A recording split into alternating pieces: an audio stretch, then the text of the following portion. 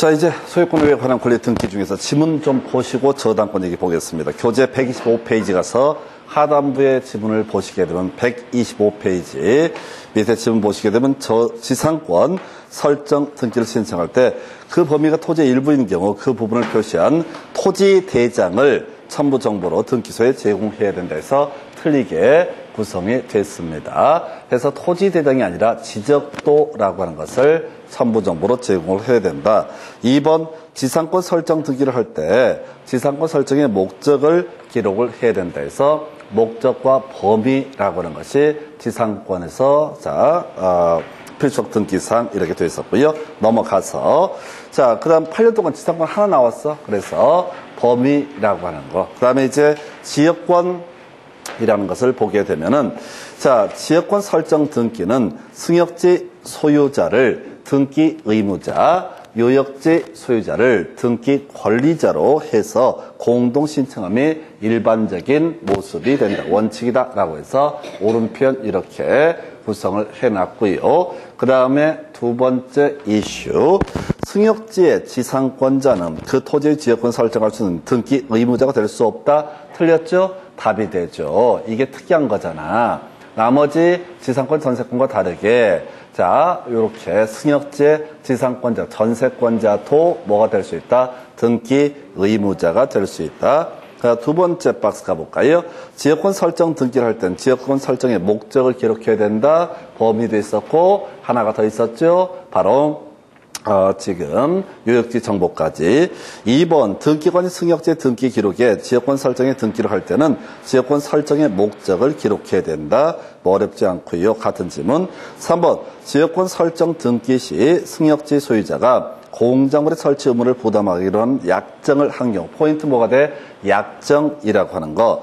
그 등기 원인에 약정이 있는 경우면 이를 기록한다 해서 이 얘기는 무슨 얘기냐면 지역권 설정 등기는 필수적 등기사항이 세 가지. 바로 목적과 범위와 요역지 정보. 근데 약정이 있거나 뭐 존속기간이 있거나 치료가 있거나 이런 것이 있으면 어떻다? 임의적 기재사항이라고 해서 등기할 수 있다라는 의미가 되게 됩니다. 그래서 이 지문은 시험 보실 때 좀 당황스럽죠? 답 아닙니다. 임의적 기재사항이라는 개념. 4번 지역권 설정 등기 시 요역지 지역권의 등기사항은 등기관이 직권으로 기록을 한다. 그래서 이 부분, 요역지가 수용이 됐을 때 이 부동산, 그 부동산에서 존재하는 지역권 등기는 직권 말소의 대상이 아니다. 이 얘기와 같이 연계가 되지요. 그 다음에 오른쪽에 지역권의 이전 관련해서 요역지 소유권이 이전되면 지역권은 별도의 등기가 없더라도 이전된다. 이런 얘기지 지역권만의 이전이라는 것은 허용되지 않는다. 지상권, 전세권은 이전할 수 있지만은 지역권이라고 하는 것은 그것만의 이전은 허용되지 않는다. 그래서 지금 이게 이제 한번 이슈가 됐었단 말이에요. 그럼 24회 때. 그러면 앞으로 나올 수 있는 제일 좋은 문제가 뭐라고요? 주등기, 부기 등기 얘기. 아까 지금 승역제 지상권 전세권을 목적으로도 다 소위 지역권을 설정할 수 있다. 그럼 이제 이 문제를 업그레이드 시키게 되면 뭐라고요? 주등기, 부기 등기. 이게 출제 포인트가 되게 될 것이다. 이 정도로 해서 8년 동안 한 문제. 나중에 이제 필수적 등기상 묶어서 한 문제 구성하는 걸 별개의 문제로 이렇게 구성이 됩니다. 그럼 전세권에 관한 등기 살펴보니까 전세권 파트에서는 제가 아까 전세금이라는 게 출제 포인트가 된다라고 설명을 드렸었고, 그래서 전세권의 존속기간 중에는 일부 이전 등기 허용되지 않고 전세권의 존속기간 만료가 되면 일부 이전 등기가 가능하다. 이렇게 설명을 드렸었죠. 그래서 127페이지 두 번째 박스 1번 공유 부동산의 전세권을 성립할 경우 그 등기 기록에 기록된 공유자 전원이 등기 의무자. 뭔 소리냐면 별거 아니고요. 지금 어떤 토지에 대해서 갑과 을과 병이 60대, 20대, 20의 지분으로 공유하고 있다. 그런데 정이 여기다가 전세권을 취득을 하게 된다. 그러면 정은 뭐가 된다? 바로 등기 권리자, 갑과 을과 병 모두가 어떻다? 등기 의무자라고 하는 거 이렇게 얘기를 합니다. 그래서 우리가 공유물의 처분 변경이라고 하는 것, 공유자 전원의 동의가 있어야 된다. 요 얘기와 민법과 관련되는 주제가 되겠습니다. 2번 질문, 부동산 일부에 대해서 전세권 설정 등기 신청할 수 없다. 틀렸죠? 지적도나 건물 도면을 첨부해서 일부 이전 일부에 대해서도 설정 등기 할 수 있죠. 3번, 건물의 특정 부분이 아닌 공유 지분에 대한 전세권 설정 등기는 할 수가 없습니다. 자, 우리가 전세권, 지상권, 지역권은 토지 일부, 부동산의 일부에 대해서 설정할 수 있다. 근데 볼까요? 갑의 지분에다가 전세권 설정 등기를 한다. 그러면 어느 부분을 이용할 수 있는지 특정할 수 없기 때문에 지분에 대해서는 지상권, 지역권, 전세권을 설정할 수 없다. 이런 의미가 되게 됩니다. 그래서 이 공유 부동산에 대해서 지상권, 전세권, 지역권을 설정을 한다라고 했을 때는 그 전부를 대상으로 등기 의무자에서 지역권, 전세권을 설정할 수 있지만은 그 중에 지분권자에 대해서, 지분에 대해서 전세권, 지상권, 지역권을 설정하는 것은 허용되지 않는다.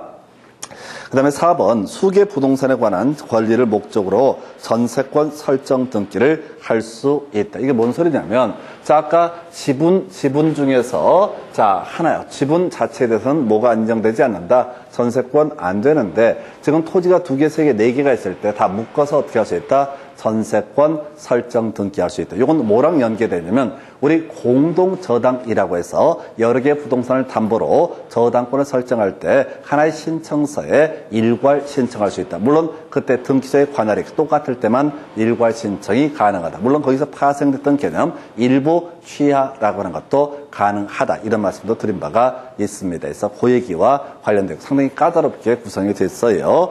자, 그 다음에 5번, 전세권 설정 범위가 건물 전부인 경우 건물 도면을 첨부 정보로 제공한다. 말이 안 되죠? 일부였을 때만 어떻다? 일부였을 때만 건물 도면을 첨부 정보로 제공해야 되는 것이지 전부는 굳이 특정할 필요가 없기 때문에 이것은 이렇게 바로 도면을 첨부할 필요가 없겠다. 그래서 답이 뭐냐가 중요하다고 여러분 교재 여기까지는 답이 아니었었고요. 객체에 관한 부분은 아까 설명드렸지만은 일부에 대해서 가능하다. 그리고 건물 도면 또는 지적 도면을 첨부한다. 첨부했을 때는 도면 첨부할 필요가 없다. 대신 지분에 대해서 전세권 설정 등기 등은 허용되지 않는다. 그러다 치고 이제 128페이지 가서 보시게 되면은 등기관이 전세권 설정 등기를 할 때 전세금을 기록한다 해서 전세금과 범위가 필수적 등기 사항이 되게 된다. 이런 취지고요.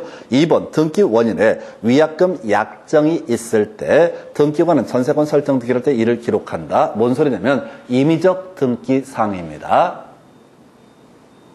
전세권에 있어 필수적 등기 사항은 2가지라고요. 전세금과 범위.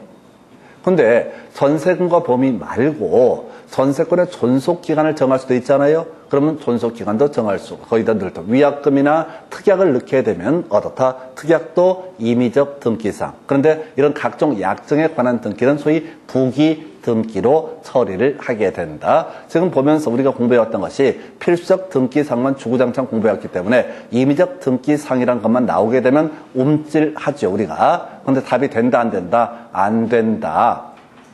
이게 포인트라고요. 지문 읽어 가시다가 임의적 등기사항이 나오면 당황을 한다고. 근데 그걸 답을 뽑아, 안 뽑아? 안 뽑아. 답은 항상 정해져 있어. 중요한 거.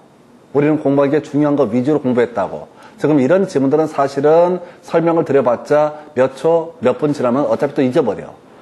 왜? 중요하지 않으니까 반복이 작고, 반복이 작으니까 낯설고, 낯서니까 시험 볼 때 짜증나는 지문 중에 하나예요. 그런데 결국 시험 문제 답을 골라내는 테크닉은 이것도 알고 저것도 알고 이렇게 해서 쇼부를 보는 것이 아니라 어떻게 몇 개 답이 되는 이슈를 정확하게 외워서 그걸 찍어내는 게 기술이라고요. 객관식 문제를 공부하는 방법이 이런 거예요. 자, 그래서 거기 이제 3번 질문. 등기관이 전세권 설정 등기를 할 때 반드시 존속기간을 기록한다. 틀렸죠? 필수적 등기사항은 전세금과 범위 한정하죠. 임의적 등기사항은 따로 설명 안 드렸어요. 근데 이제 지금 문제를 통해서 필수적 등기사항 외에 임의적 등기사항이 있으면 기록을 하면 되는 것이지 꼭 기록을 하거나 이럴 사안은 아니다. 이렇게 가는 거죠. 그 다음에 이제 답이 이제 기다리고 있네요. 거기 아까 1번 질문 안 봤었네. 1번 질문 봤었구나. 답이 됐죠? 전세금을 기록해야 된다. 답이 됐죠? 전세금이 중요하다고 전세권에서는 다른 지상권, 지역권과 다르게 임차권과 다르게 제일 중요한 포인트가 뭐라고요? 전세금. 출제 포인트를 전세금에 두고 있는 거야. 그리고 임의적 등기사항은 틀리게 나오든 맞게 나오든 답이 아니게 구성을 하고 있고. 그 다음에 핵심 지문 두 번째 박스. 전세권이 소멸하기 전에 전세금 반환 채권의 일부 양도를에 따른 전세권 일부 이전 등기 신청할 수 있다. 틀렸죠? 전세권은 일부 이전 등기, 전세권의 존속기간 중에는 어떻다? 일부 이전 등기가 허용되지 않고 전세권의 존속기간 만료가 되면 어떻다? 일부 이전 등기가 가능하다. 그래서 1번 틀렸고 2번 전세권의 존속기간이 만료가 된 경우 전세금 반환 채권의 일부 양도를 원인으로 한 전세권 일부 이전 등기 가능하다. 맞죠? 또 답이 됐었죠? 지금 8년 동안 전세권에 3번 직접 답을 뽑았던 주제 중에 하나가 일부 이전 등기 이걸 갖고 출제 이슈로 삼고 있다고. 그 다음에 3번 전세금 반환 채권의 일부 양도를 원인으로는 전세권 일부 이전 등기를 할 때 양도액을 기록한다. 무슨 얘기냐면 자 가십시다. 갑소유의 X 부동산에 대해서 을이 전세권을 가지고 있다. 자, 이 전세권 설정 등기 되겠죠? 그래서 전세금과 범위는 반드시 등기할 사항이고 나머지는 어떻다? 임의적 등기 사항이다. 그런데 이 전세권자가 전세권의 존속기간 만료가 됐다는 전제에서 일부 이전 등기 할 수 있다고 그러셨죠? 일부 이전 등기. 전세금 일부를 얘가 병한테 빌린 거야. 병한테 전세금에 해당하는 금액 중에 일부를 빌렸어. 그리고 자, 만약에 2천만 원 빌렸다. 받을 돈이 1억인데 2천만 원 빌렸다. 그러면 2천만 원 부분에 대해서 누구한테? 병한테 전세권 일부 이전 등기를 실행해 준다. 그럼 등기를 할 때 얼마의 채권이 넘어가는지 2천만 원. 이걸 표시를 해 줘라. 이런 얘기라고요. 중요해? 안 중요해? 별로 안 중요해. 그러니까 결국 이제 전세금이라는 게 키워드가 된다. 전세금이 키워드가 된다. 전세금에 있어서 전세권 존속기간 만료가 되게 되면은 그때는 포인트가 되는 게 뭐라고요? 바로 자 일부 이전 등기 전속기간 만료가 되면 어떻다? 일부 이전 등기 돈 딴 사람한테 융통하고 그 채권을 넘기는 방식 요거 가능하다. 그러니까 지금 유형들을 보게 되면은 공통적인 요소가 일부 그걸 가지고 아까 일부가 됐을 때 지적도 또는 경우에 따라서 건물 도면 등이 문제가 될 수가 있다. 그리고 아까 지역권 같은 경우는 출제 이슈가 다른 건 빼버리고 자 승역대 소유자뿐만 아니라 승역대 지상권자, 전세권자도 뭐가 될 수 있다? 지역권 설정자가 될 수가 있다. 전세권은 지금 보시다시피 그저 모든 얘기가 전세금에 관한 부분. 전세권 존속기간 만료 후에는 뭐라고요? 전세금 반환 채권을 가지고 있으니까 일부 이전 등기 가능하다. 이런 식으로. 그러니까 이거를 지금 처음 공부하니까 디테일하게 설명을 드리는데 나중에는 딱 포인트, 지역권에서는 설정자 뭐 이런 것들 딱딱 끊어서 가시게 되는 방식으로 보셔야 돼. 자, 그 다음에 이제 임차권 얘기 나와 있어요. 일단 임차권에서 필수적 등기사항은 뭐가 된다? 차임이라고 하는 것이 필수적 등기사항이 되게 된다. 그리고 나머지는 이제 부차적인 얘기고요. 그 다음에 전세권, 임차권에 이전 등기 허용 안 되는 거, 임대차 기간 만료가 되거나, 이건 뭐 별 중요한 거 아니고, 주택 임차권 등기는 개념 자체가 이용을 목적으로 하는 권리가 아니기 때문에 이전 등기가 허용되지 않는다. 이렇게 정리를 하게 됩니다. 그래서 이제 볼 것이 1번 임차권 설정 등기를 신청할 때 차임을 신청 정보의 내용으로 제공한다. 옳은 표현. 2번 임차권 설정 등기를 할 때 등기 원인에 보증금이 있으면 보증금도 등기사항이 된다. 이걸 뭐라고 한다? 임의적 등기사항이라 부른다. 임대차 계약을 체결할 때 존속기간을 약정을 했다면 그것도 어떻다? 등기를 하게 될 것이다. 근데 그걸 뭐라고 한다? 임의적 등기사항. 해서 임차권 설정 등기사항, 필수적 등기사항은 딱 한 가지 차임이라고 하는 거. 지금 계속 전세권 할 때도 그렇고, 자, 지역권 할 때도 뭐 계속 임의적 등기사항을 하나씩 툭툭 던져놓는다고. 그럼 수험생이 힘들어한다고. 자주 공부 안 했던 거니까. 그 다음에 3번, 주택 임차권 등기 명령에 따른 임차권 등기가 된 경우 그 등기에 기초한 임차권 이전 등기 할 수 있다. 틀렸죠? 틀렸죠? 임차권 많이 안 낸다고. 8년 동안 지문 3개. 그리고 이 지문은 극단적으로 어렵게 냈던 거야. 지금 제가 분석을 해놓고 나서 보니까 그런 거지. 보통 수험생들 이런 거 할 때 다 읽어보거든. 죽기 살기로 최선을 다해서 먼저 죽지 그러다가 답이라도 외운다라는 심정으로 자꾸 접근하셔야 돼요. 이게 보니까 문제 분석해놓고 보니까 딱딱 떨어지거든. 별게 아니라고 생각하거든. 근데 여러분도 별게 아니에요. 돌아서면 잊어버린다는 거지. 그게 진짜 힘들어요. 그래서 답이라도 자꾸 외운다는 심정으로 접근하셔야 돼. 자, 그렇게 보셨고 이제 남아있는 소유권 외에 관한 권리 등기 중에서 저당권 등기에 대해서 설명을 드리겠습니다. 저당권은요, 지금 이제 그냥 저당권이 있고요. 두 번째가 근저당권이라는 개념이 있고요. 세 번째가 공동저당, 세 가지로 구분을 하게 됩니다. 어차피 둘 다 셋 다 공통적인 요소가 뭐냐면은 다른 건 다 빼버리고 돈 안 갚으면 어떻게 할 수 있다? 경매 청구를 할 수가 있다. 해서 자, 우리가 저당권이라고 하는 것은 딱 빌리는 금액이 특정이 되는 거야. 1억 빌리면 1억에 대해서 다 저당권을 설정을 한다. 근데 근저당권이라고 하는 것은 채권 최고액이라고 해서 자, 최대 1억까지 빌린다. 이런 식의 논리 구조가 근저당권인데 현실에 있어서는 그냥 우리가 일반적으로 저당권을 취급할 것을 현실은 99.9% 다 근저당권으로 취급을 하게 된다라고 하는 거. 그래서 자, 일반적으로 우리가 공부하는 저당권은요, 현실에 있어서는 99%가 다 뭐라고요? 근저당권이라는 것을 가지고 활용을 합니다. 그러니까 이게 실무적인 요소를 등기를 보고 이랬던 분들은 오히려 이게 짜증이 나. 왜? 자, 법에서는 자, 저당권이라는 표현을 쓰고 있는데 실질적으로는 다 근저당권, 주택담보대출도 다 근저당권을 설정을 하는 형식이란 말이에요. 관행의 문제입니다. 관행의 문제예요. 그래서 일단은 굳이 개념을 보면 이런 식이야. 갑이 자, 을한테 1억을 빌리게 됩니다. 을이 자, 이 채권자가 되는 거 일반적으로 해서 1억을 대출을 하게 됩니다. 이걸 담보로 어떻다? 1억짜리 저당권을 설정하는 것이 저당권 설정 등기를 하는 것이 원칙이다. 그래서 얘가 저당권자가 되게 된다. 이게 이제 기본 논리 구조예요. 딱 금액 특정됐을 때. 그런데 자, 근저당권이라고 하는 건 이런 식이야. 굳이 예를 들면 갑이라고 하는 사람이 X 부동산을 소유하고 있는데 을이 자, 프랜차이즈 본사라고 한번 해보겠습니다. 프랜차이즈 본사에서는 닭집 같으면 닭도 입금을 보내주게 될 테고 뭐 기름도 보내주게 될 테고 그러니까 각종 요리 재료를 보내준다고. 근데 매번 다 현금으로 계산할 수는 없잖아요. 그죠?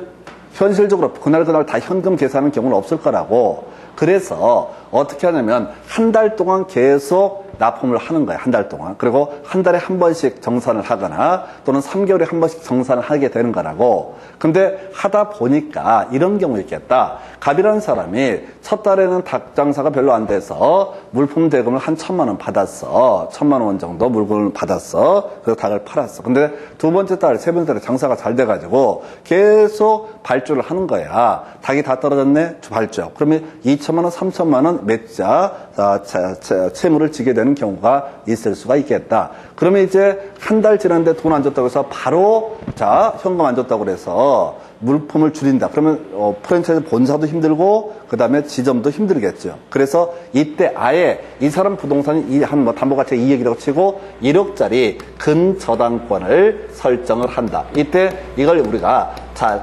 채권 최고액이라는 표현을 쓰게 됩니다. 채권 최고액 1억의 근저당권을 설정을 하게 된다. 그 얘기는 뭐냐면은 1억까지는 계속 물품을 납품을 하더라도 나중에 근저당권 실행을 해서 경매를 통해서 1억까지는 받아낼 수가 있다. 이런 식의 논리 구조가 근저당권이야. 그러니까 근저당권은 계속적 거래 관계, 계속적 계약을 전제로 하는 개념으로 해석을 하시면 되고 저당권은 논리 구조가 뭐라고요? 딱 한 번 빌리게 되면 어떻다? 저당권을 설정한다. 이런 논리 구조가 되게 되는 거예요.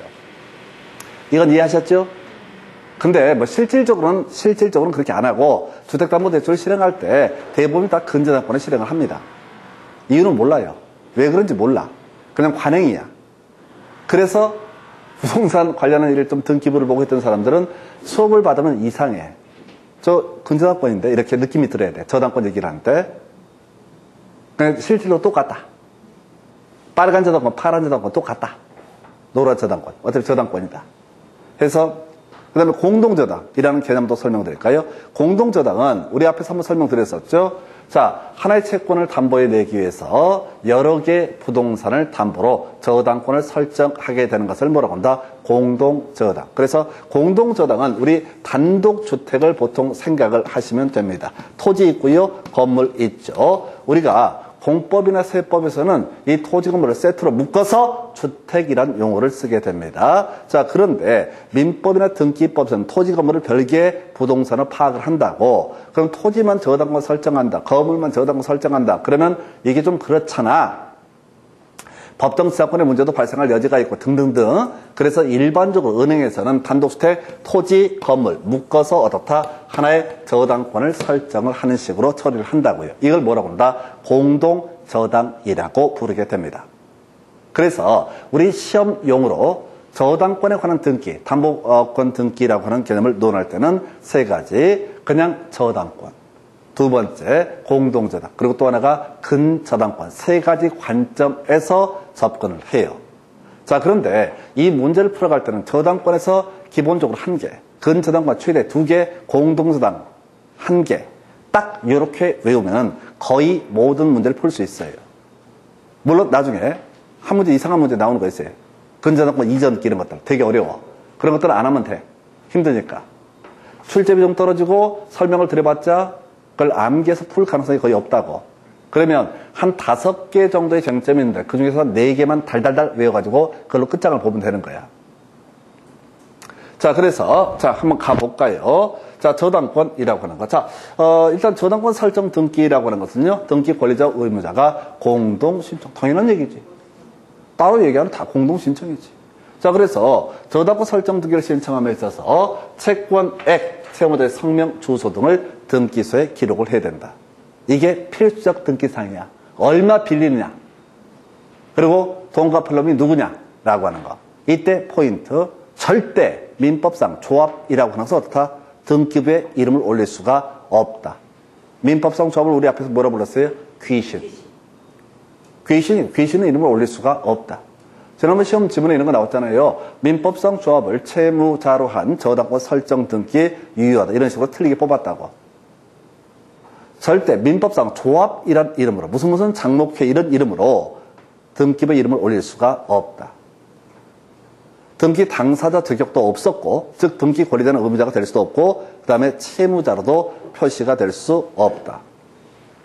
그래서 자, 일정 금액을 목적으로 하지 않는 채권, 금전 채권이 아닌 채권을 담보하기 위해서 저당권 설정 등기를 신청하는 경우 그 채권의 평가액을 신청 정보의 내용으로 등기소에 제공한다. 자, 볼까요? 채권액이 저당권 설정 등기의 가장 기본입니다. 얼마를 빌리냐라고 하는 것이 가장 기본이죠. 근데 이게 이제 어떤 경우냐면 이런 경우 있죠.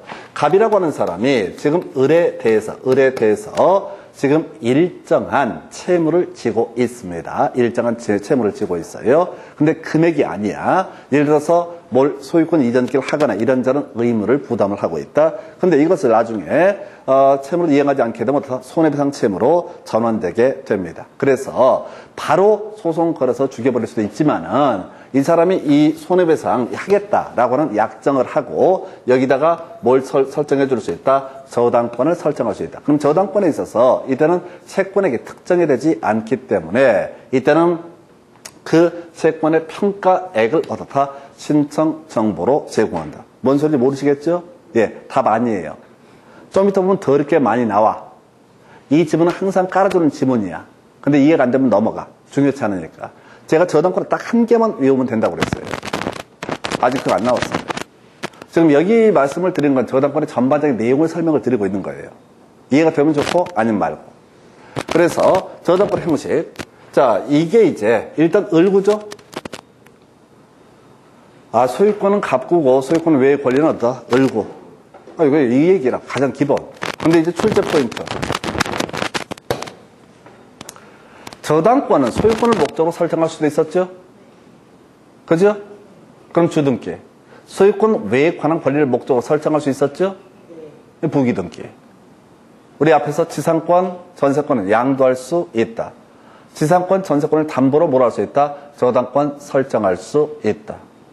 저당권 잘 안 내는데 출제 포인트가 지상권이나 전세권을 담보로 저당권을 설정하는 경우 이때 바로 부기 등기의 형식으로 처리한다. 다시 한번. 소, 말, 전, 승, X 부동산 표시의 변경 등기. 소유권을 목적으로 한 등기는 뭐로 한다? 주등기. 즉 소유자를 만나야 하는 등기는 다 뭐가 된다? 주등기. 소유권 외에 관한 권리를 목적으로 하는 등기는 어떻다? 부기 등기. 그래서 지상권이나 전세권을 목적으로 저당권 설정 등기를 하게 되면 어떻다? 이것은 부기 등기. 소유권을 담보로 해서 저당권을 설정하게 되면 어떻다? 이것은 주등기. 뭐 이거밖에 출제 이슈가 안 돼요. 나머지 필적 등기상으로서 채권의 채무자의 성명 주소 이런 거 알면 좋겠지. 자, 하여튼 이게 있는데 근데 핵심 이슈 주등기냐 부기등기냐. 저당권 이전 등기라고 하는 거. 자, 채권의 일부 양도 채권액을 신청 정보로 등기소에 제공한다. 스톱. 아까 우리가 전세권 존속기간 만료가 된 상태에서 전세권의 일부 이전 등기할 수 있다 없다? 할 수 있다. 그때 얼마 넘어가는지 2천만 원 얘기 기억나세요? 똑같은 얘기라고. 저당권자가 받을 돈이 1억이야. 그런데 얘한테 아직 경매 청구를 하기 전에 우선 2천만 원을 딴 데서 융통을 하면 자, 저당권의 일부 이전 등기라고 하는 거 다 가능하고 그때 일부 이전 등기를 할 때는 아까 전세권이랑 똑같이 채권 금액을 등기부에 기록을 하게 된다. 기억나시죠? 다시 이거 있었잖아요. 전세권 할 때 논의했던 것 중에 하나가 전세권의 일부 이전 등기, 존속기간 만료 후에 자 전세금 반환채권 일부 양도를 원인으로 전세권 일부 이전 등기가 가능하고 일부 양도를 했을 때는 등기부에다가 양도되는 그 양도액을 넣다 표시를 해줘라. 그러니까 전세권의 존속기간 만료가 된 전세권하고요. 저당권은 개념상 어떻다고요? 똑같은 얘기죠. 경매 청구할 수 있고 개념이 똑같다고. 그러니까 저당권에 있어서 자, 채권의 일부 양도를 원인으로 해서 저당권의 일부 이전 등기를 할 때는 그 채권액을 신청 정보로 등기소에 제공하면 등기관이 그걸 기록을 하게 될 것이다. 자, 여기서 굳이 욕심을 하나 붙이면 권리질권의 등기라는 개념을 설명을 드리겠습니다. 자, 권리질권. 자, 우리가 저당권하고요. 그 다음에 질권이라고 하는 거 두 개로 구분하게 되죠. 자, 담보물권 중에는 저당권이 있고 질권이 있습니다. 저당권은 뭐냐면 부동산을 담보로 해서 저당권 설정 등기를 했을 때 성립하는 권리가 뭐가 된다? 저당권이라는 개념. 그래서 저당권자는 채무자가 채무를 변제하지 않게 되면 이걸 법원 경매를 통해서 팔아서 어떻게 할 수 있다? 바로 자, 자신의 채권을 회수할 수 있다. 질권은 두 가지예요. 동산질권과 권리질권이라고 하는 거 두 가지가 있게 됩니다. 동산질권은 뭐야? 전당포에다 시계를 맡기고 10만 원 빌렸습니다. 그 채무 변제기까지 10만 원을 갚지 못하게 되면 전당포 업자는 그걸 팔아가지고 다 자신의 채권 회수에 쓸 수가 있다. 이게 동산, 시계는 동산이니까 동산질권. 한편 질권은 유가증권에도 설정을 할 수 있습니다. 가장 대표적인 게 주식이에요. 주식을 내가 예를 들어서 1조치 갖고 있는 재벌 회장님이 있다. 그런데 지금 한 500억이 필요하다. 그러면 그 주식을 담보로 해서 질권을 설정을 하고 500억을 빌릴 수가 있다. 이런 게 질권이라는 개념이야. 유가증권이라고 하는 범죄는 모두 포함될 수 있다. 저당권이라고 하는 것도 포함이 될 수 있다는 논리 구조예요. 자, 갑소유의 X 부동산에 대해서 을이 자 1억을 대출해주고 이 사람이 저당권 가지고 있습니다. 그러면 을의 입장에서는 이 사람이 채무를 변제하지 않게 되면 어떻다? 경매 청구해서 이 부동산의 채권을 회수할 수 있다. 단 변제기 도래해야 좋다. 경매 청구를 할 수가 있어요. 근데 1억을 빌려준 상태에서 얘가 지금 2천만 원이 급히 필요해. 근데 자기는 여윳돈이 없어.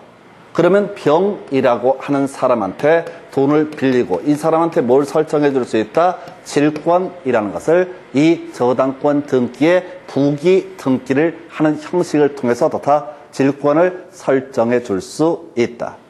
그럼 질권자 병 입장에서는 이 아이가 채무를 변제하지 않게 되면 이 저당권에 대해서부터 이 매각 절차를 통해서 자신의 채권을 회수할 수 있다. 이런 얘기야. 저당권 매각할 수 있나요? 저당권 이전할 수 있나요? 바로 앞에 이전한다고 써있잖아. 저당권 이전 듣기. 저당권 이전 듣기. 아까 이런 거 있었잖아. 채권의 일부 양도를 원인으로 해서 저당권 일부 이전 듣기 가능하다라고 했었잖아요. 그럼 어떻게 되냐면 병의 입장에서 얘가 을이 1억 채권을 가지고 저당권 가지고 있는데 자기한테 2천만 원 빌렸어. 안 갚아. 그러면 어떻다고요? 이 중에 저당권 중에서 2천만 분을 떼내서 이전 등기하는 형식을 통해서 자신의 채권을 회수할 수 있다. 이런 논리 구조라고. 다시 저당권은 동사는 아니죠. 저당권은 권리죠. 권리에 대해서 돈을 빌려주고 설정하는 게 뭐라고요? 권리질권. 그래서 이게 결국은 권리질권이라는 외부의 공시가 돼야 되잖아요.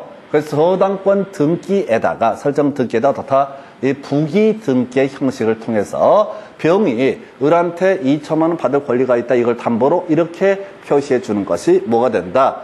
질권의 부기 등기. 자, 한번 문장 읽어볼까요? 저당권은 담보한 채권을 질권의 목적으로 한때 등기관이 저당권 등기에 질권의 부기 등기를 함으로써 그 효력이 저당권에 미친다라고 하는. 그럼 실질적으로 저당권에서 그동안 통계적으로 답을 뽑았던 두 가지 이슈. 주로 나오는 쟁점이 지상권이나 전세권을 목적으로 저당권을 설정을 하게 되면 지상권이나 전세권을 목적으로 저당권 설정할 때는 부기 등기, 소유권을 목적으로 저당권 설정할 때는 주 등기. 그 다음에 저당권에 대해서 질권을 설정하고 부기 등기 형식을 통해서 저당권을 가지고 돈을 빌릴 수가 있다. 이게 나중에 부동산 학개론 파트에 가게 되면 소위 MBB라는 개념과 연계가 되게 됩니다. 우리가 저당권이라고 해서 저당의 유동화라는 개념이 있었죠. 은행에서 저당권만 떠안고 있으면 융통 가능한 돈이 부족해진다. 그래서 투자자에게 일부 투자를 받거나 돈을 빌려서 어떻게 할 수 있다? 이 저당권을 담보로 돈을 융통을 할 수가 있다. 그래서 저당채권, 담보채권이라고 해서 학개론에서 MBB. B. 저당권의 소유자가 여전히 누가 된다? 은행이 소유자가 되고 이걸 담보로 돈을 빌리는 거. 그래서 각종 위험은 은행이 부담하고 은행은 나중에 누구한테 설령 채권 회수를 제대로 못하더라도 투자자에게 이것을 반환해야 될 의무. 이걸 B 부채금융이라고 불렀었고요. MPTS라고 하는 것은 투자자에게 아예 저당권의 지분권 등을 넘겨버리는 것을 얘기한다. 그래서 T 투자자가 각종 위험을 부담하게 되는 것을 뭐라고 한다? MPTS라고 불렀죠. 그 외에 잡다한 얘기로서 CMO, 다양화 이런 식으로 설명을 드렸던 바가 있습니다. 별로 중요한 건 아니고 저당의 유동화. 이게 이제 권리 질권과 연계되는 개념이에요. 그래서 두 가지가 저당권에서 이슈. 두 번째 출제 포인트, 근저당권이라고 하는 거 볼까요? 근저당권이라고 하는 거. 일단은 이거 본질적으로 똑같죠? 그래서 근저당권 자와 근저당권 설정자가 공동으로 등기 신청을 하게 된다라는 의미.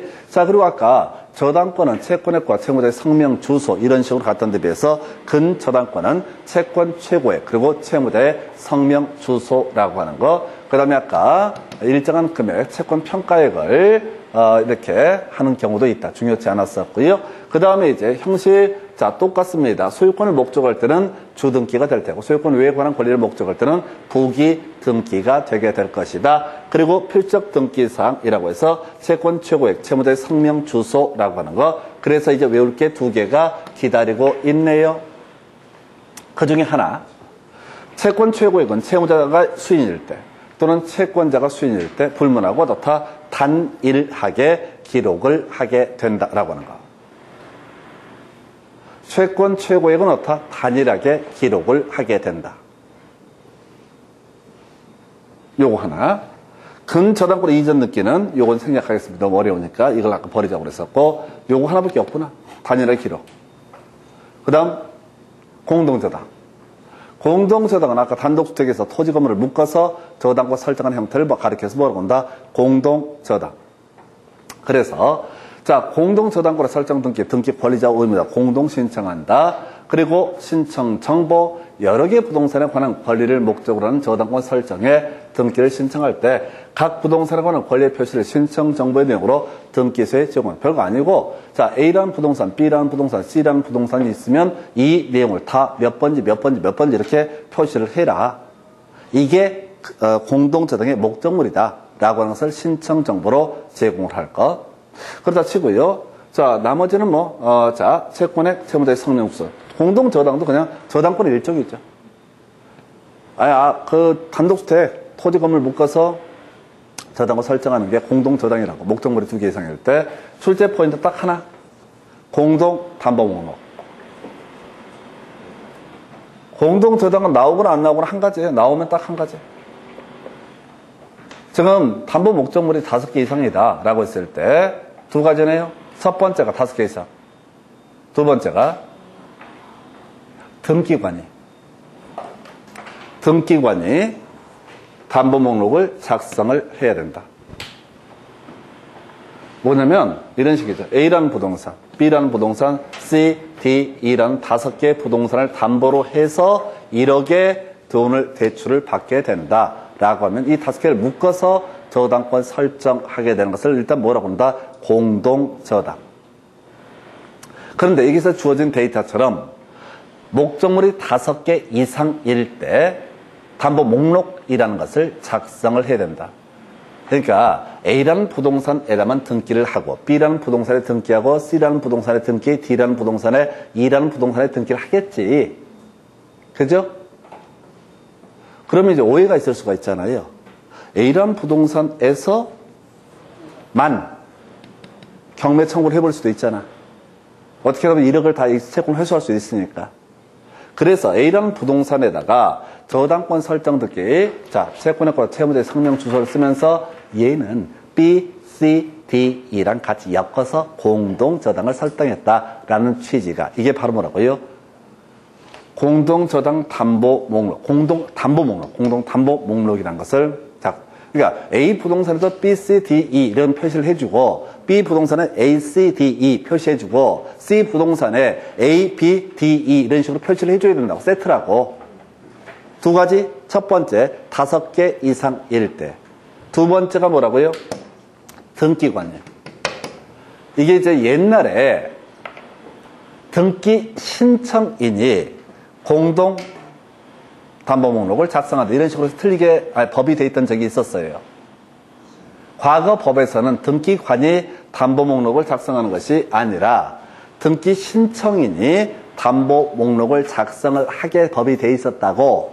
그러다 이래저래 문제가 생겨가지고 등기관이 담보 목록을 작성하는 것으로 법을 바꿨다고. 어찌 됐든 간에 전통적으로 계속 내오는 파트가 공동저당에 있어서는 담보 목록이라고 하는 거. 첫 번째 5개 이상. 2번째 누가 작성한다? 등기관이 작성을 하게 된다라고 하는 거. 요렇게 뼈대를 잡게 됩니다. 자, 해서 요거예요. 그럼 정리하게 되면 지금 한 5개 나오나요? 해서 첫 번째 저당권 관련해서 주등기, 부기등기라는 개념 반드시 기억을 하셔야겠고요. 그 다음에 권리질권의 등기라고 하는 거, 저당권을 담보로 돈을 빌릴 수 있다. 이걸 이름하여 권리질권의 부기등기라는 개념. 자, 그 다음에 근저당권의 설명은 더럽게 길었었는데 채권 최고액 어떻다? 단일하게 기록을 한다. 채권자가 수인일 때, 채무자가 수인일 때, 채권자, 채무자가 모두 수인일 때 다 무조건 어떻다? 채권 최고액은 단일하게 기록한다. 이전 느끼 있는데 좀 어려워서 생략했었고요. 그 다음에 지금 공동저당에 있어서는 등기관이 자 어떻다? 5개 이상일 때, 목적 부동이 5개 이상일 때 거기다가 담보 목록이라는 것을 따로 작성을 해야 된다 해서 요 정도. 여러분 교재 이제 몇 페이지? 130페이지부터 보도록 하겠습니다. 자, 1번 토지 소유권의 공유 지분에 대해서 저당권 설정할 수 있다. 맞죠? 지분 처분의 자유가 있고 지분 양도할 수 있잖아요. 지분에 대해서 뭘 할 수 있다? 저당권 설정할 수 있다. 아까 우리가 비교하면 저런 거잖아요. 용익권이라고 하는 지상권, 지역권, 전세권에서는 토지 일부, 건물 일부에 대해서 용익권 설정할 수 있지만은 지분에 대해서는 설정할 수 없다. 근데 저당권은 토지 일부, 건물 일부에 대해서는 저당권 설정되게 못하죠? 특정을 못한다고. 저당권은 결국은 팔겠다는 거라고요. 팔아버린다 이런 얘기인데, 만약에, 자, 100평 중에, 100평 토지 중에 20평에 대해서 저당권을 설정한다. 그러면 이것을 특정을 못한다고. 오른쪽인지 왼쪽인지. 그래서 토지 일부, 건물 일부에 대해서는 없다. 소유권도 기본적으로 인정 안 되고 저당권도 설정할 수 없다. 토지 분할이나 건물 쪼개는 과정들을 통해서는 가능하겠지만 통째 중에 일부에 대해서는 허용되지 않는다. 이렇게 가고요. 그 다음에 2번 질문, 전세권은 저당권의 목적이 될 수 있다. 오른편. 두 번째 박스요. 금전 채권이 아닌 채권을 담보하기 위해서 저당권 설정 등기를 할 수 있다. 아까 더럽게 많이 나온다는 그 질문. 기본적으로 저당권은 금전 채권, 돈 빌려주고 그 돈을 받기 위해서 저당권 설정하는 건데, 금전 채권이 아닌 채권의 목적을 담보하기 위해서도 그 저당권 설정 등기 할 수 있다. 2번 질문 똑같은 얘기 나와 있습니다. 일정한 금액을 목적으로 하지 않는 채권의 담보를 위한 저당권 설정 등기, 그 뒤에 평가액을 신청 정보의 내용으로 등기소에 제공한다. 세 번째, 일정한 금액을 목적으로 하지 않는 채권을 담보하기 위한 저당권 설정 등기 신청할 때 평가액을 신청 정보의 내용으로 제공한다. 4번, 일정한 금액을 목적으로 하지 않는 채권을 담보하기 위해서 저당권 설정 등기 불가능하다 해서 틀렸죠? 그래서 그렇게 뽑았고, 답 아니죠? 5번, 일정한 금액을 목적으로 하지 않는 채권을 담보하는 저당권 설정 등기는 채권 평가액을 기록한다고 그랬었죠? 기록할 필요 없다. 틀리게 뽑았고요. 6번, 공동 저당권 설정 등기를 신청하는 경우 각 부동산에 관한 권리 표시를 신청 정보의 내용으로 등기소에 제공한다. 아까 A, B, C, D, E. 자, 요 내용들 공지를 해줘야 될 것이다. 그래서 지금 일정한 금액을, 자, 바로, 자, 채권을 하지 않는 이 경우, 이거 이제 지금 계속 구성이 되고 있는데 별 의미 없어요. 틀리든 맞든 답으로 뽑지 않습니다. 오른쪽에 여러분 교재 131페이지. 채무자와 저당권 설정자가 동일한 경우에도 등기 기록에 채무자를 표시한다 해서 이런 게 어렵지? 다시 볼까요? 자, 저당권에 있어서 필수적 등기사항이 뭐 있었어요? 자, 채권액과 채무자의 성명, 주소. 그래서 이런 식이죠. 갑이 예를 들어서 을에게 돈을 빌리고 을에게 저당권 설정을 해주고자 합니다. 그럼 저당권 설정, 등기라는 것을 해야 되는데 이때 필수적으로 등기해야 될 사항이 얼마 빌렸냐라고 하는 채권액이라고 하는 것이 있게 되겠고요. 두 번째가 뭐가 있다고요? 채무자의 성명, 주소. 그러면 이 설정자가 갑이 채무자가 되는 거지, 이 사안에서는. 갑이 돈을 빌렸다고. 근데 그 또 한 번 또 써야 된다고. 그런데 이런 경우 있다. 갑이 을한테 돈을 빌렸는데 병이라는 사람이 자신의 목적물을 얻었다 담보물로 내놓은 경우가 있을 수가 있다고요. 이 병을 우리가 물상보증인이라는 표현을 쓰는 거예요. 물상보증, 물건으로서 보증하는 사람. 이 갑이 채무를 잘 변제할 것이라고 하는 것을 자신의 소유물로서 또는 경우에 따라 지상권, 전세권으로서 보증하는 사람. 이 사람 뭐라고 한다? 물상보증이에요. 그러니까 가족 간에 이런 경우 있잖아요. 가족 간에 지금 내가 뭐 사업을 하거나 돈이 필요한데 부동산 같은 게 없어서 대출 받기가 곤란해. 그러면 친구 또는 가족 중에 누가 담보물을 제공해 주는 경우가 있다. 직접 돈을 못 빌려주긴 하지만은 너가 알아서 써라. 이런 식의 취지로. 그래서 얘가 이 X 부동산에다 을이 저당권을 설정하는 경우가 있다고요. 돈은 누구한테? 갑한테 빌려주고 얘가 오케이 하니까 이 물건에 저당권 설정하는 경우가 있다. 그러면 X 부동산, 병소의 부동산에 뭐가 등기가 돼야 된다고? 채권액하고 채무자의 성명, 주소. 자기 부동산에 저당권 설정해도 자기 이름이 들어가는 거야. 근데 여기서 이슈가 됐던 거, 아까 민법성 조합은 어떻다? 채무자로도 등기부에 표시가 될 수가 없다. 법인격이 없기 때문에, 실체가 없는 것이기 때문에 요렇게. 자, 그래서 1번 질문 보시고 2번 질문, 변제기는 저당권 설정 등기의 필요적 기록사항이다. 틀렸죠? 저당권 설정 등기의 필요적 기록사항은 두 가지. 채권액과 채무자의 성명, 주소. 3번 근저당권 설정등기 신청서에 변제기 이자를 기재하여야 한다. 이 얘기는 뭐야? 이게 필수적 기재사항처럼 표현하고 있는 거죠. 근저당권 설정 등기는 채권 최고의 채무자의 성명 주소가 필수적 등기 사항이 되게 된다. 근저당권의 존속기간은 등기할 수 없다라고 해서 틀렸죠? 임의적 등기 사항. 이게 이제 지금 아까 프랜차이즈 본사에서 지점한테 물품을 납품을 하면서 뭐 1년이면 2년, 2년이면 2년 이렇게 1년이면 1년, 2년이면 2년 이런 식으로 존속기간을 정할 수도 있다. 존속기간이 만료가 되면 나중에 민법에서 공부할 건데요. 그때 일괄적으로 정산을 하게 됩니다. 근데 이런 것들 중요해요? 안 중요해요? 안 중요하잖아요. 지금 문제 보면서 뭘 느끼게 되냐면 아까 지상권도 그렇고 지역권, 전세권 뭐 이런 거 할 때도 임의적 등기 사항을 가지고 흔들어 준다고 듣도 보도 못한 얘기들을 임의적 등기 사항을 반드시 기록해야 된다든가 또 임의적 사항을 등기할 수 없다든가 이런 건 중요한 게 아니라고. 그죠? 필수적 등기상이라는 개념 외에 뭔지 모르지만은 임의적 등기상이라는 것도 당연히 있을 것이고 임의적 등기상이 등기가 되면 어떻다. 이때 그 내용을 주장할 수 있다. 이런 취지가 되겠고요. 그 다음에 5번 채권자가 수인인 근저당권에 설정 등기를 하는 경우 각 채권자별로 구분해서 기록한다. 틀렸죠? 아까 근저당권에서 유일하게 기억해달라고 했던 거. 자, 지금 근저당권에서는 채권자, 채무자가 수인일 때, 여러 명일 때 단일하게 채권액을 기록을 하도록 한다.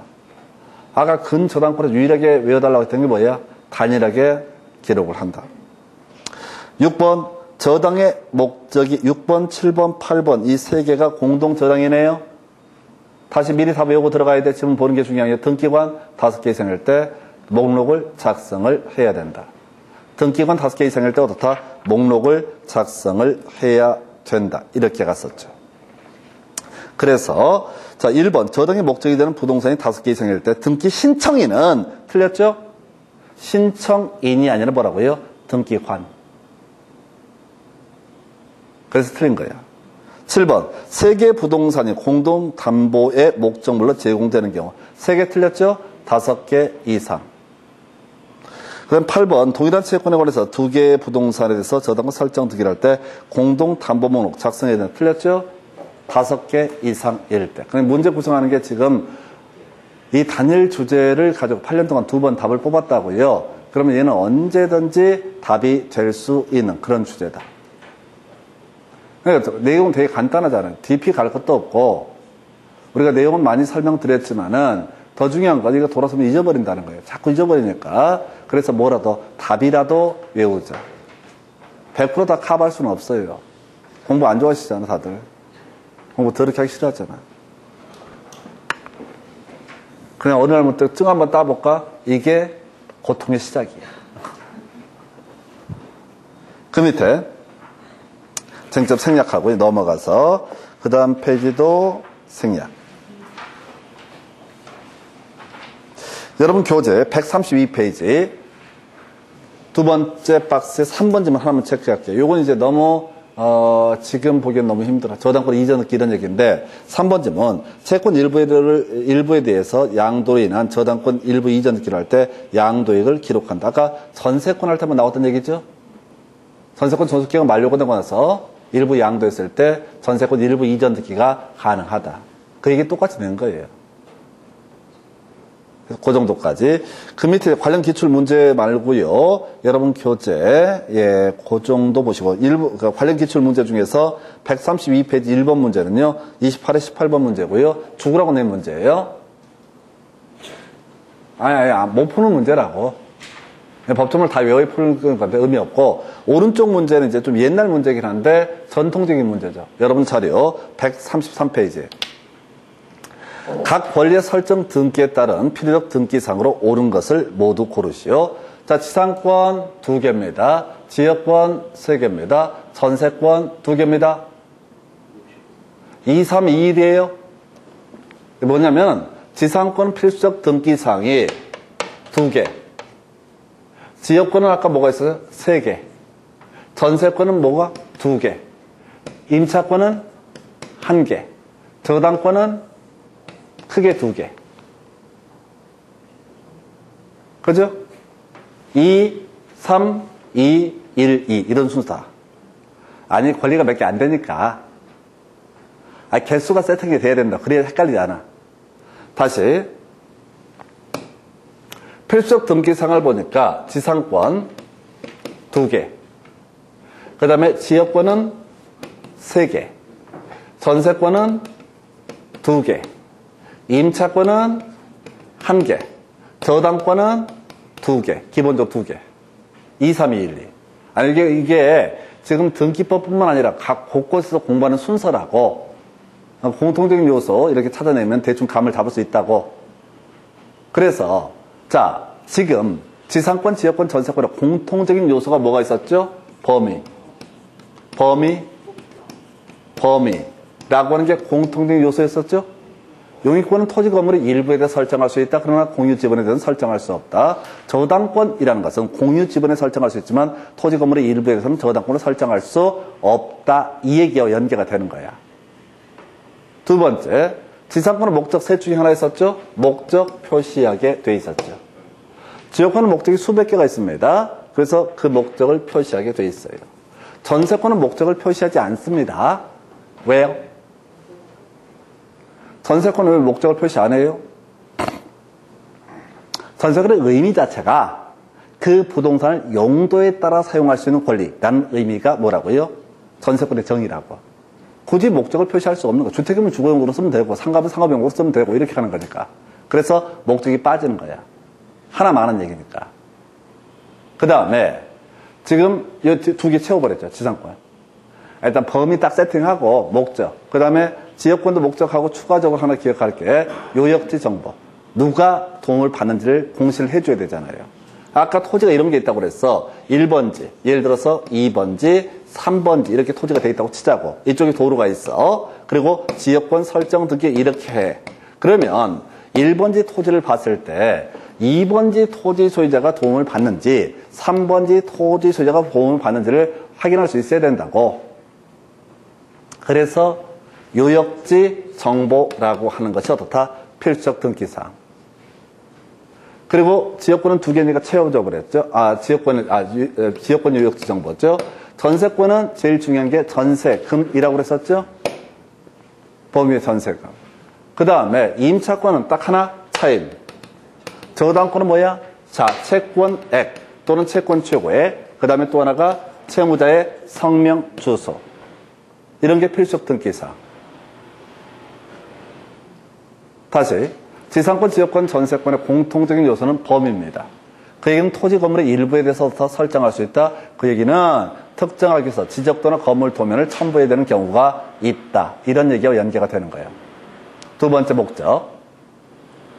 어떤 목적으로 쓰는 거냐? 지상권 목적 셋 중에 하나입니다. 지역권 목적 특정되지 않습니다. 어떤 관망 지역권이든 통행 지역권이든 용수 지역권이든 경우 수가 너무 많아요. 하여튼 목적 표시해야 되고 그 다음에 전세권은 목적을 표기하지 않는다. 전세권의 개념이 뭐라고요? 용도에 따라 사용할 권리이기 때문에 따로의 목적을 표시할 필요가 없다. 이런 얘기예요. 그리고 지역권은 요역지 정보라고 하는 거, 전세권은 포인트가 전세금이라고 하는 거. 요렇게 이게 필수적 등기사항. 임차권은 차임.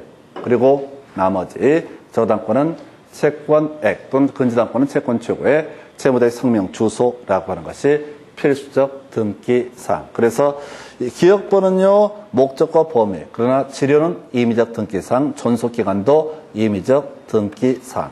기억번 틀렸죠? 니은번 승역지 등기 기록의 설정 목적과 범위와 요역지에 관한 내용을, 그리고 요역지에는 직권으로 기록한다고 그랬었어요. 그 다음에 디귿번 전세권, 전세금과 설정 범위, 임차권 차이만 들어가죠. 그 다음에 저당권은 채권액과 채무자의 성명 주소에서 변제기가 아니죠. 변제기는 임의적 등기사항이 되게 됩니다. 그래서 25회 때 전체를 묶었던 문제 이렇게 오늘 보셨고, 자 오늘 여기까지 가시고 나머지는 다음 시간에 정리하겠습니다. 자 고생하셨습니다. 마치겠습니다.